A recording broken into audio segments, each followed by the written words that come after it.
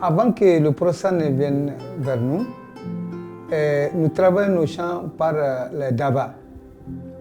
Donc c'était un travail très énorme.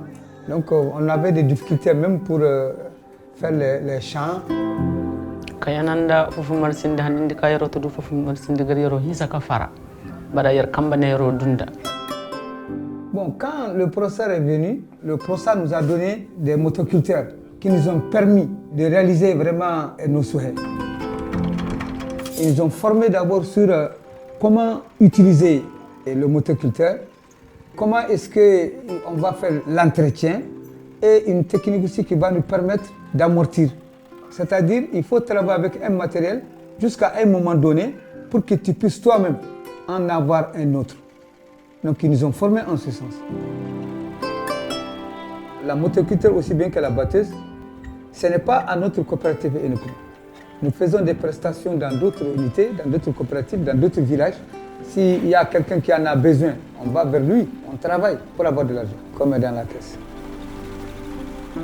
Yoro dam alkiyasa boboyo marsindi wana liyara dika yoro duwar gazuwel dika hirawa mil dika hirawa goyi koyi dika goyar ndi wana misal sadi allara dika dundar yoro dangande kiyasa yo hal woyo kurma hunara hayama cindika halata huni yergamo yemmudu itawa ker yanda ameriko.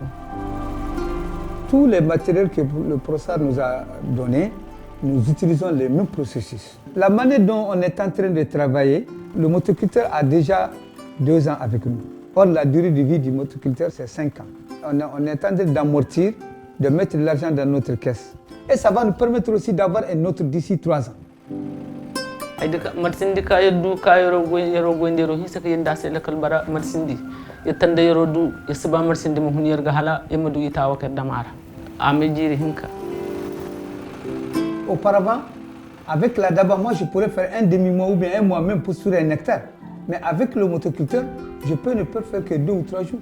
Et c'est fini, j'ai l'hectare, c'est déjà labouré et c'est fini. Moi, chaku, no dam 30 minutes fufugo mananda mujje musadi kano ba. Nda adugu jari kuna nda 50 kilo weni ko ina fufu 100 kilo foku yoro fufu jengu inka sa yoro fufu jengu ndu.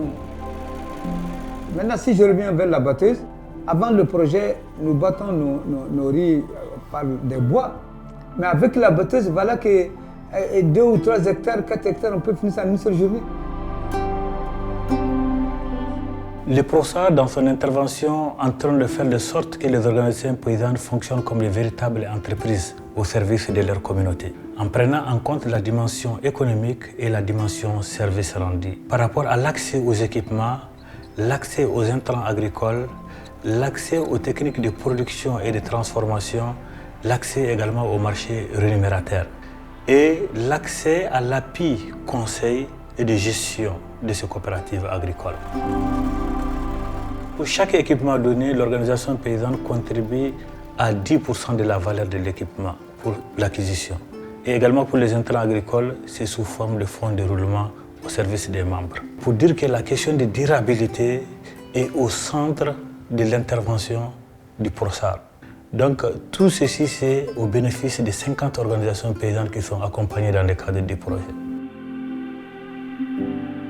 Sadi yoro hisaka don PROSAR sanjinde gunjinde gadi ka jantandiyar ko yer fara idu ka jantandiyar musakero goyno mo ka rero du hay. Moi je remercie beaucoup le PROSAR parce que c'est grâce au PROSAR qu'aujourd'hui beaucoup de nos activités ont quand même réussi.